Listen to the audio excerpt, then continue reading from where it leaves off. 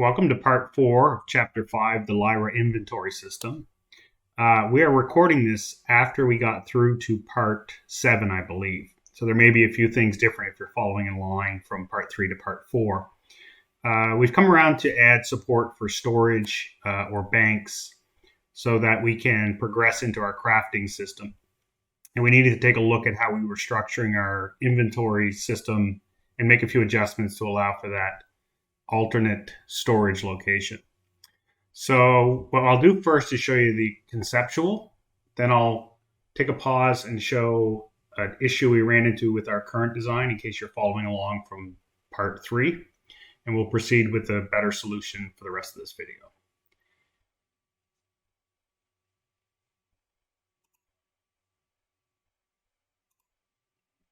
All right, so conceptually, we have our inventory system that is on the player, and then the opportunity to have alternate inventory that is only accessible when you're at a bank or storage unit.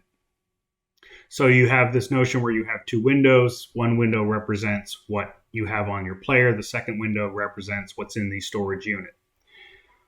We thought about this a bit and came up with 5 primary inventory actions that we needed to support. One would be to add something to storage, so taking something out of your inventory and adding it into the storage bin. 2 would be the reverse of that, removing something from the storage and placing it into your inventory.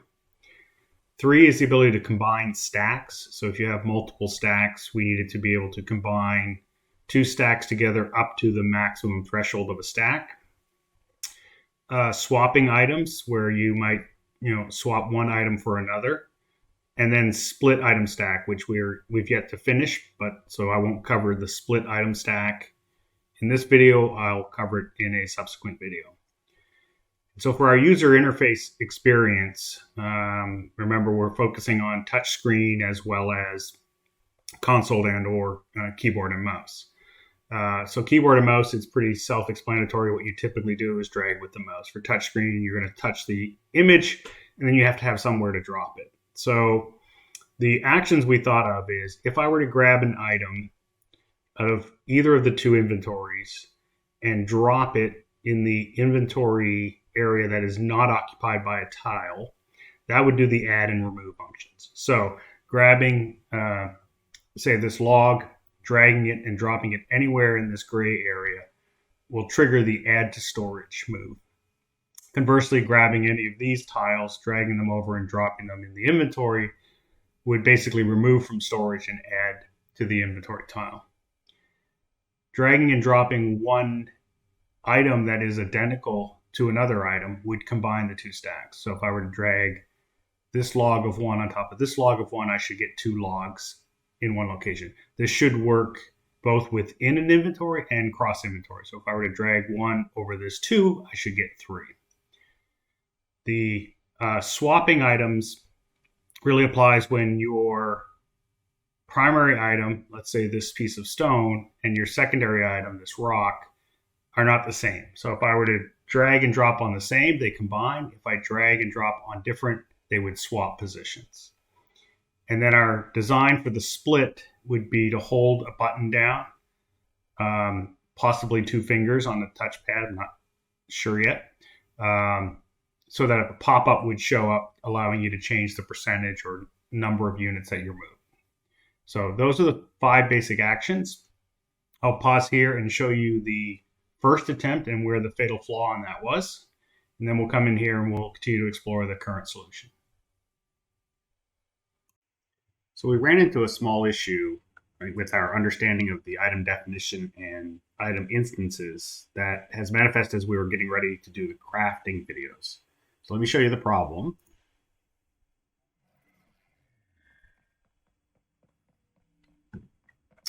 We were working on stacking and storage. So when I call up my inventory, you can see I have 1 of each of these 3 rocks, and we're still working on making them stack. But our intent was that I could open storage and then drag and drop resources into a storage container. Unfortunately, when we drag one of these, all three of them move. And that's because the item definition, which is where our first thought on the design, we thought we'd have an internal variable on the item item definition called inStorage. And what it turns out is no matter how many instances of an item you have, you only have one item definition. And so placing transient variables in the item definition applies to all instances of that definition. And so that's not a good way for us to manage our in and out of storage. So what we're exploring right now, and this may or may not be the final solution, is the use of the fragment StatSet, which is what the starter project uses for ammo counts. And what we're basically saying is, okay, how many count do I have of this particular instance in standard inventory and in storage inventory? And so by using two gameplay tags, we'll hopefully be able to support moving multiple stacks from one to another in all the things that we want to do, and then we can move on with crafting. So just recording this now because we're going to go fix it. I want you to see the issue with the prior design of using internal variables on an item definition. That's likely not going to work. We're probably going to need to use these fragment StatSet and then use some tag and a count of each. All right. So as you can see from that little clip, we ran into a problem, and I'm going to walk through our solution and then try to highlight as I do things that we're going to do differently sort of in our next iteration. So the key elements, as we just talked about, is the shift over to the fragment StatSet. So first on the item definition, which I think you have to largely think of as static data. Every occurrence of this particular item, these things will hold true. So we can still have things like, can it stack? And how many am I allowed to stack it up to? Can it be stored in our storage or not? Can it be deleted or can it be dropped? Those are static variables that we use. And we're using the three of them that I've got highlighted on this side of the screen. In order to support data that is changing, we seem to be limited to the use of the fragment stats, and those are limited to an integer value. So you can't have float precision. It's an integer value against a tag. And as you see on the screen, we originally launched with ability inventory stack count standard and ability inventory stack count storage. Probably didn't need the word ability in the front. We'll likely go through all of it and remove ability, although that'll take some time. And in this design, you end up with this notion where I might have 20 units in the standard stack and 15 units in the storage stack. So we're toying with that, and we think we're going to change that. In fact, we are going to change that. So that this design that you're seeing in this video, we're not going to rely upon two stack counters. Instead, what we'll end up doing is shifting it to be redesigned on one tag being the stack counter, and then one tag being an on or off Boolean of whether or not it's in storage. So it's gotten complicated in the code with the double tag scenario, particularly when you want to drop something out of storage, or if you want to delete something, you have to check that the other tag isn't empty as well. It's leading us into having to spawn shadow instances to keep things clean. So we're going to redesign around a one tag and one binary in or out of storage. So just note that as you're watching the rest of this video, that if I were doing it from scratch, I'd probably follow this design pattern as opposed to the two count tags.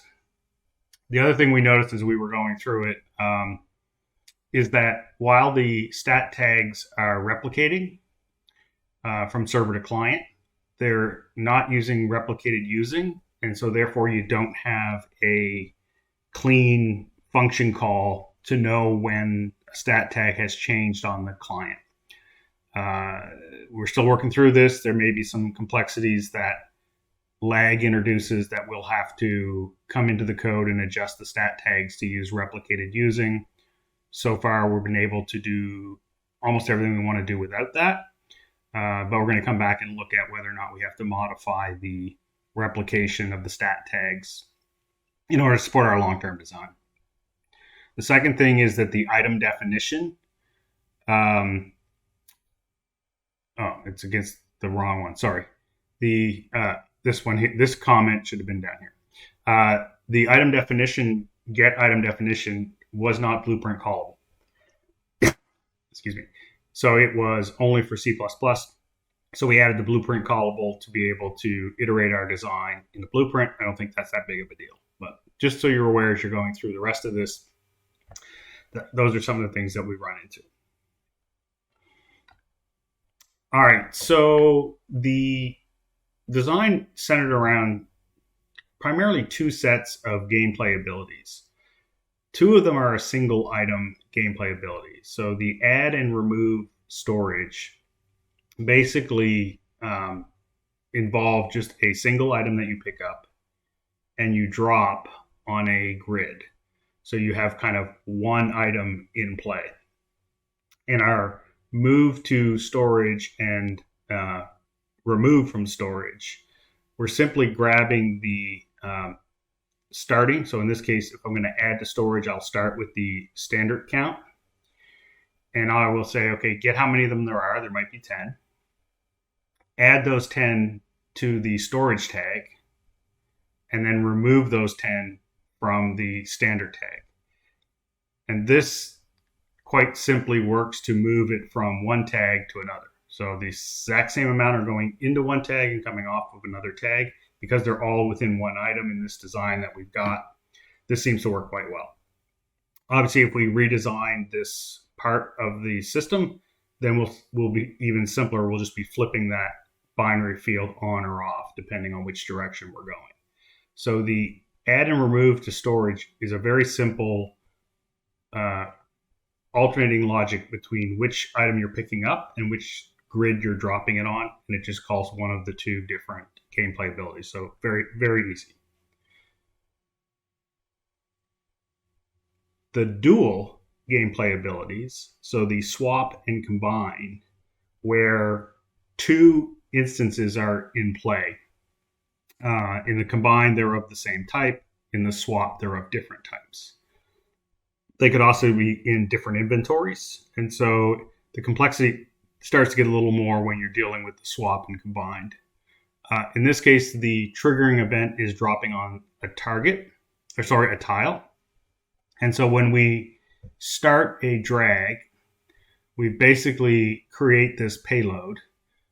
And if you don't know what a payload is, when you start to do a drag, you can create a payload operation, a drag drop operation, and return it. That payload is defined by a subclass of the drag drop operation class. And you simply add the variables that you want to add to the payload.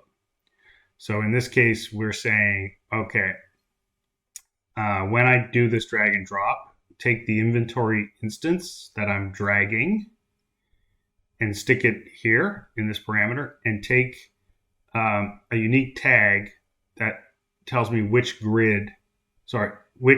stat tag I'm pulling. So this stat tag is either going to be the standard item stack or it's going to be the storage item stack. And so the tag helps us identify further downstream, did I drag this item out of the standard stack or did I drag it out of the storage stack? So when we drag that, that will basically be the payload that we then drop on the other tile. And that allows us to have both the drag tile and the drop tile together in one place. So when we're on the other side of the drag and drop operation, and we pick up the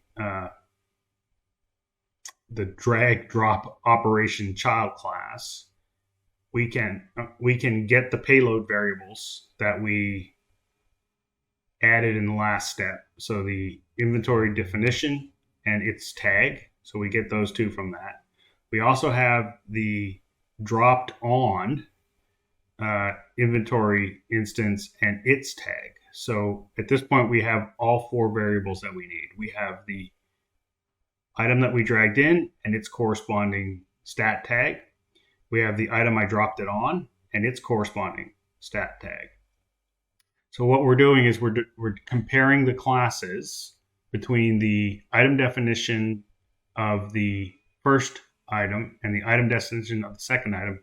And if they're the same, we're basically going to do a combine. If they're different, we're going to do a swap. So by pulling off and getting the item definitions, we can determine whether or not we're doing a combine or a swap. In either case, from the widget that this is running on, we're basically going to send a gameplay event to the actor. So for that, we need to have the player state, which we grab here. That's the actor we're sending this gameplay event to. We have a defined event, inventory combine activate or inventory swap activate, and we pass it the payload. And that payload, the gameplay event payload, allows you to have two objects. So the from and the to objects are held in the optional object 1 and optional object 2. The tags are created into an array, forcing it in position 0 and 1, making that array and sending it through the target tags. So on the other end of this event, I can pull off of the optional object, the optional object 2, the tags, and then reconstruct all four of those parameters inside the gameplay ability, which we're going to show live in a few minutes. The other thing we needed to know is, how do I know I'm in front of a storage actor, or how do I know I'm interacting with the storage unit? And I need to present not just the inventory panel, but also the storage panel. So in that case, our storage mesh in the world, our storage actor, is a Lyra World collectible that basically triggers this window and says, okay, give the player this particular window widget, and at the same time, activate a tag on the owner that says that they are at the inventory storage. So we do two things, right? The storage unit itself hands us this widget, or this ability to trigger, and we set a tag so that when we're in our inventory window, on activating of the inventory window, we can check if we're at storage.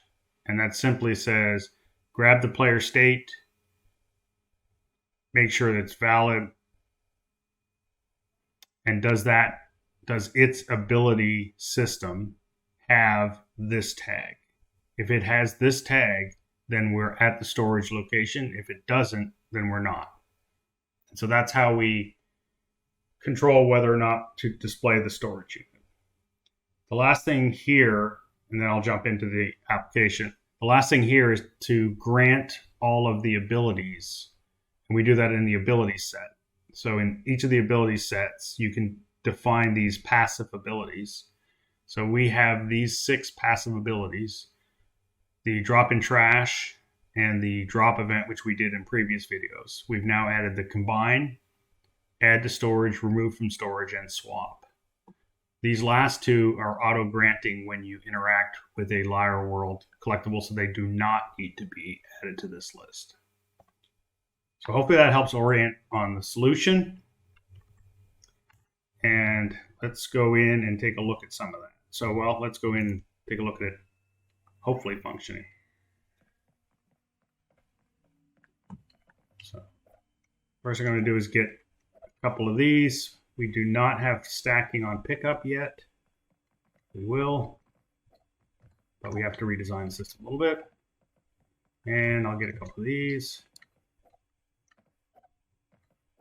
All right, so now I have pretty extensive inventory.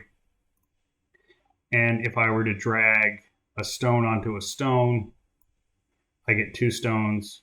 A log onto a log, I get 2 logs. So within my inventory, I'm able to combine. If I now go to the storage unit, it's going to trigger the different event, and I'm going to get both the inventory window and the storage window. And if I take my 2 stones, I can drag them into the storage unit.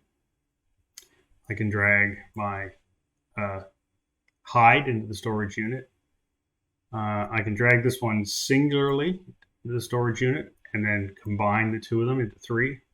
Then take the 3 back singularly into this unit, combine the 1 into the 3. And if I want to, let's move this over here. I can trash the meat out of that one. I can trash the meat out of that one.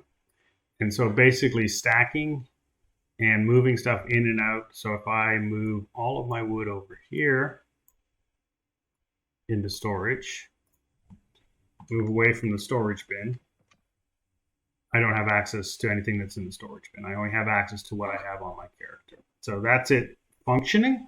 Now let's go look at some of the classes.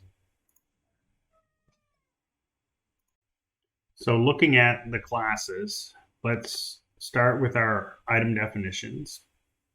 And if we just pick any of those definitions, we have our item inventory icon, which has all our static information, including whether it can stack, max stacked, stored, deleted, and dropped. We have our fragment that defines this as a resource. And now we have our new fragment that determines the stack count standard. And again, this is where we will be re-architecting it to droppability and to change this to being in storage. But that's all there is to our item definition. And all items are set up the same. On the UI front,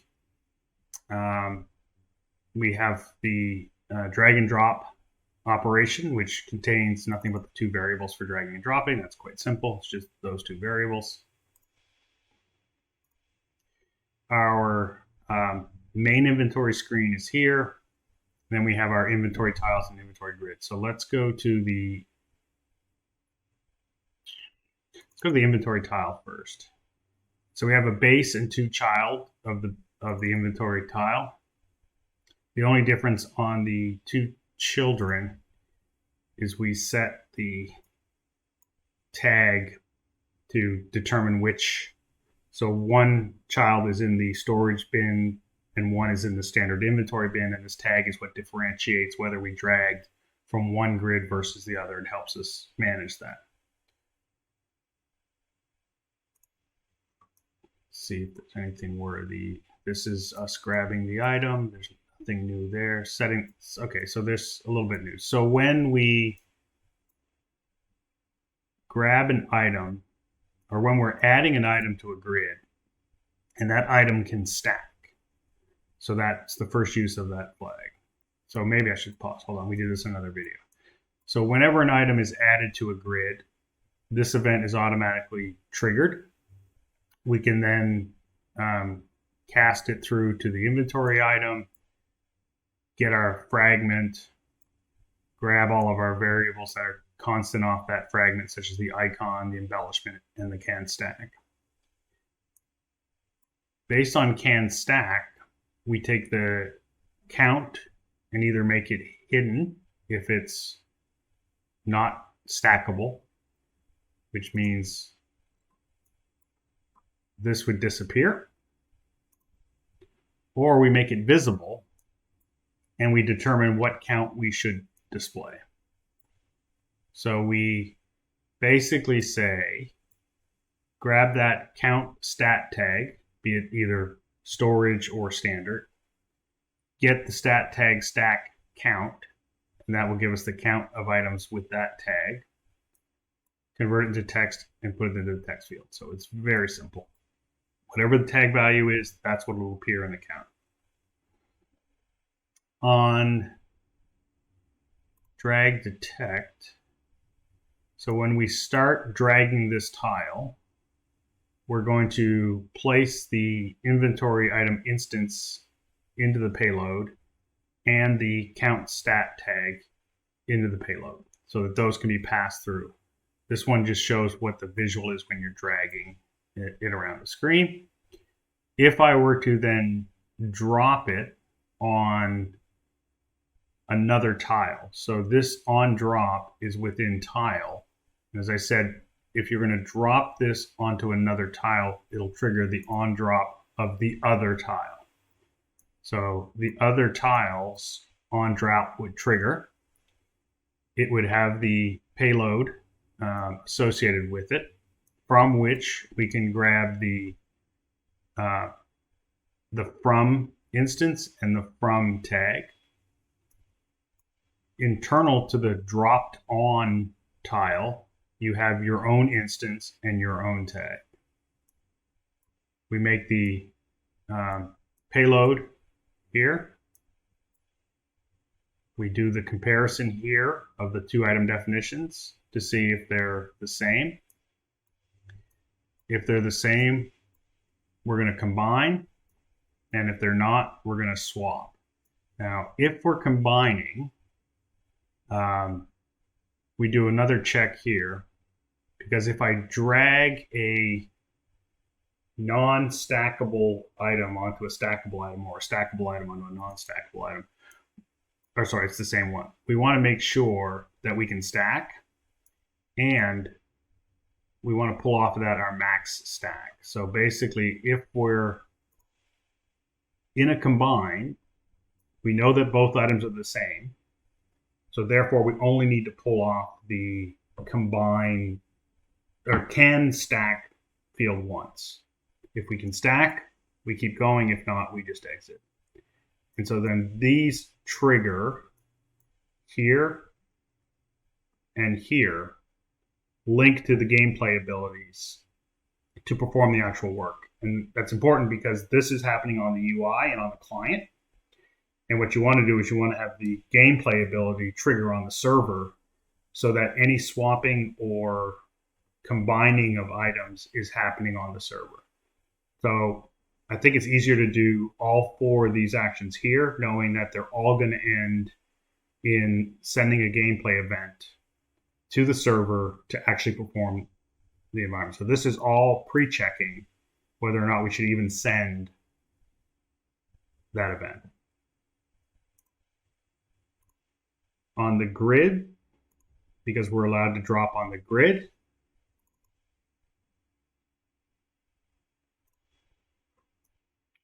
so on the grid, if we drop the payload on the grid, we're going to grab our inventory definition. We don't have to grab the tag because we already have it from the grid. We basically determine, is the grid standard or storage? And can it be stored in the storage? And that eventually just calls the add to storage or remove from storage. So depending on that, we create these two tags. We pass the payloads into those tags, and they function inside the gameplay ability. So all four scenarios are handled between the grids and or the tiles that ultimately trigger a payload and a tag going to the owning actor. Hopefully that makes sense. All right, so let's look at the inventory abilities. So these are the abilities that we just talked about. And let's take the, which would be the easiest to start with. Let's take add to storage. And this is where I think we're going to simplify our design a bit. So when the event is triggered by receiving this gameplay tag. When that tag is triggered, the event will be activated from event, and it'll contain the payload in the event data. From there, we commit the ability, good housekeeping. We pull the optional object out of the class. We cast it to make sure it is an inventory item instance. And we check that we have authority. Everything down here is leading to basically an end ability without performing anything. So if all that is true and I have authority, I'm going to do one more check to make sure that I can be stored, because I don't want to trust that just because the client requested this, I want to check on the server to make sure I can store it before I actually go ahead and store it. So coming out of that check with a true, we're going to move the item to storage. So we take the standard stack, because this one was coming from standard and going to storage. We add that to the storage stat tag stack. Those are hard to say. And then we remove the same amount, same quantity from this, which should make it 0, since this is the value of the tag and I'm removing its value from itself. That will make this tag go to 0. When that's done, we basically broadcast a message to go refresh the inventory grid. Refresh them both. Since we're picking it up from one grid, moving it to another grid, we need both grids to refresh. And then we end the ability. So that one's fairly simple. In fact, this remove is just the opposite. Every check is the same, except I don't need to check. Since I'm already in storage, I don't need to do the check to see if I'm allowed to be in storage. I'm simply moving myself back to standard inventory. Okay, now let's talk about combine, because this is where things started to get a little hairy with our design, and we started to realize that we probably need to move down to a single tag scenario. All right, so same basic logic in that we receive the combine activate tag that carries with it a payload. In this case, just to keep things clean, we parse the payload inside a macro, which says, okay, grab that payload, commit the ability, take the optional 1, which is our from, cast it, take optional 2, which is our to, cast it, grab our target tags, break the container, grab the from tag, grab the to tag.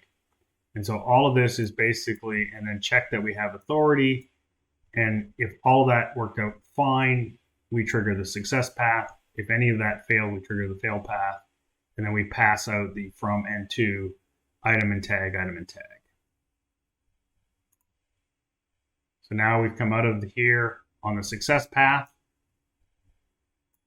We check the item definitions once again to make sure that they are in fact the same. Since we are in the combine, they should be, but it's just one more fail-safe check on the server to make sure that nothing funny happened on the client.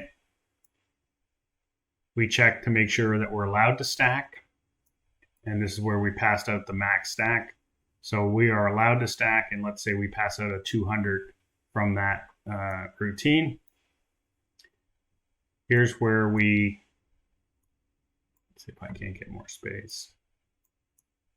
So now we're grabbing the starting stack of the current count, and then the from tag is what we want to add to it. So we're saying, okay, this item is allowed to stack to 200. It currently has maybe 10, and we want to add another 10 to it. And out of the back of this function will either be the max or it'll allow it to pass straight through. So this function simply says what's the max and what is the current plus requested. If you add those two together, are they greater than the max? If not, we calculate the difference between current and max, and that's what we're going to get requested. And we pass back either the requested amount that the user wanted because we're under the max cap, or we adjust down to the max cap and pass this one back. Coming out of that, we save it into just a temporary variable, largely because if I were to call these tags again, they're going to process the current value of those tags, and I didn't want that to be introduced in the middle of math. So we now have a fixed number that's not going to change. We add the quantity to the to stack, making the to stack higher. We subtract it from the from stack, and as long as we are under the max threshold, that number will go to 0. If we were combined over the max threshold, then there will be some number left over after I take this away. So if I tried to move 150, onto a stack that already had 100, then that 150 request would be adjusted down to 100. And when you took 100 off of 150, you'd be left with 50 in the original stack. So that leads us to now testing if the stacks are empty. So if the standard stack is empty and the storage stack is empty, then we can remove this instance. If they're not, then we want to leave it there because there's some value left onto it. So if they're less than or equal to 0 is true, we're going to basically grab the inventory component, we're going to double check everything, and we're going to remove it. If there was something left on one of the two stacks, then we're going to follow the false branch. We are going to refresh the inventory grids and end the ability. So that's the combined, taking into consideration that the combined may max out a stack, and therefore the from stack may have to remain, or the from stack may be able to go if it can all fit on the new stack.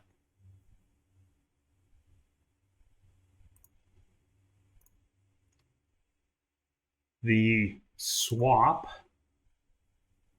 is where things really got to the point where we're looking at redesigning.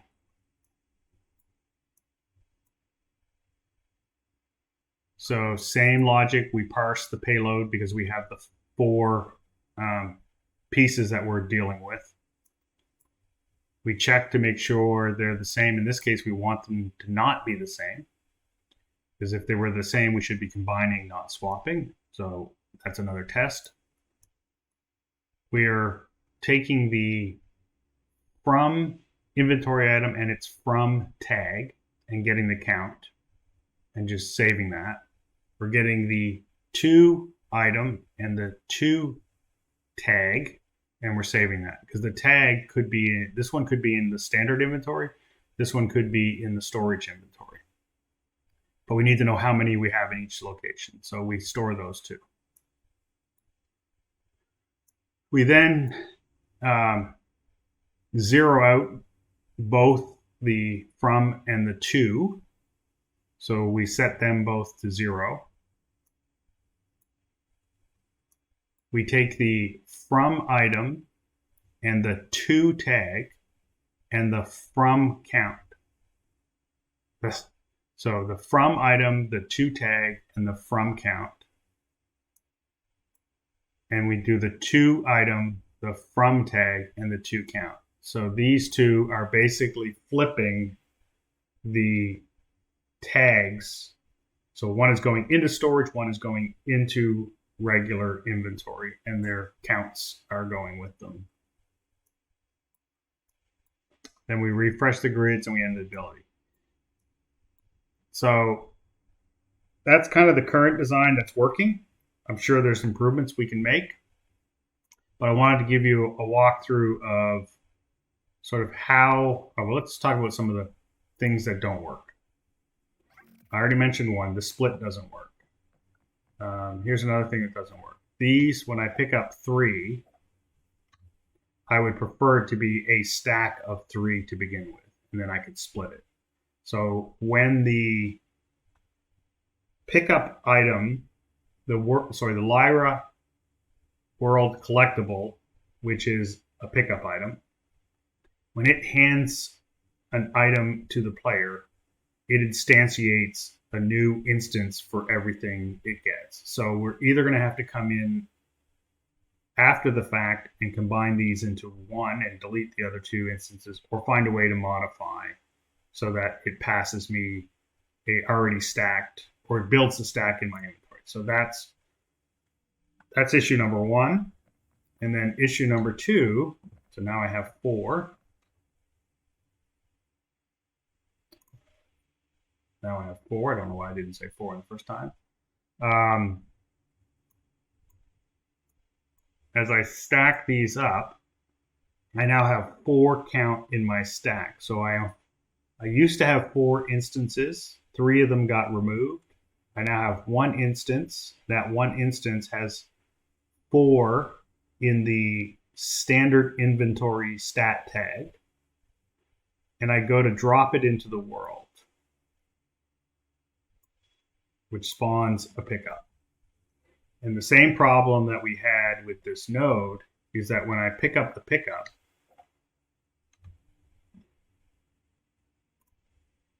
there's a UI refresh problem there.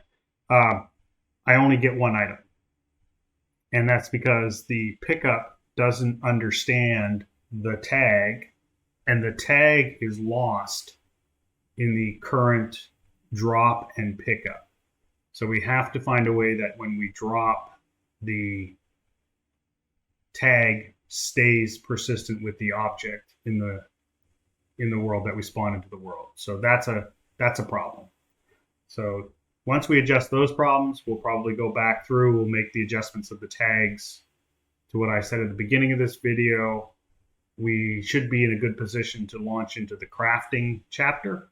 But I wanted to get this out there because if anyone's following along, I think it's important to understand how the item definition actually works, and that data is largely static, and how the gameplay tags are used to hold counts of items.